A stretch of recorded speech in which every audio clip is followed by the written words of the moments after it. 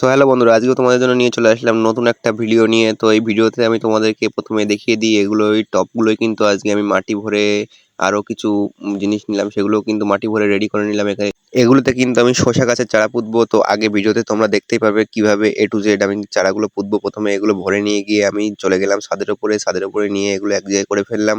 এক জায়গায় করার পরপরই আমি কিন্তু এবার বীজগুলো পুঁতবো।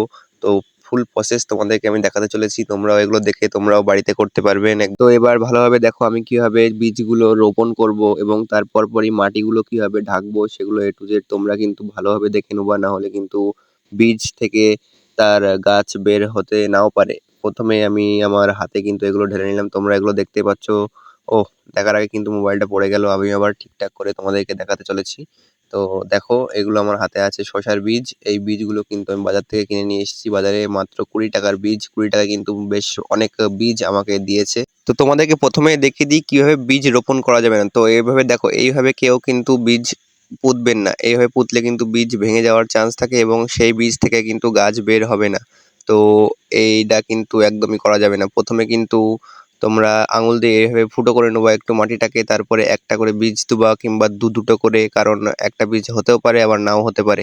তো এইভাবে কিন্তু আমরা প্রত্যেকটাতে সাজিয়ে নেব। আর যদি তোমরা ছোটখাটো জিনিসের মধ্যে কিছু দিতে চাও, এইগুলোতে কিন্তু একটা থেকে দুটো চারার বেশি কিন্তু দেওয়া যাবে না, কারণ এখানে মাটির সংখ্যা খুব কম।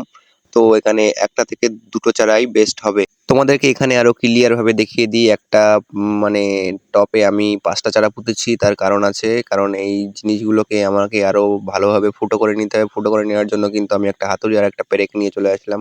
এর ফুটো করার কারণ হলো মাটিতে মানে ঝম করে মাটি শুকিয়ে যাতে না যায়, এবং এখান থেকে কিন্তু জল বের হওয়ার জায়গাও রাখতে হবে।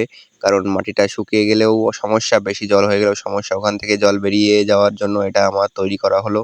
তো ভিডিও ভালো লাগলে অবশ্যই একটা করে লাইক করবেন, চ্যানেলটিকে সাবস্ক্রাইব করবেন। দেখা হচ্ছে পরের ভিডিওতে।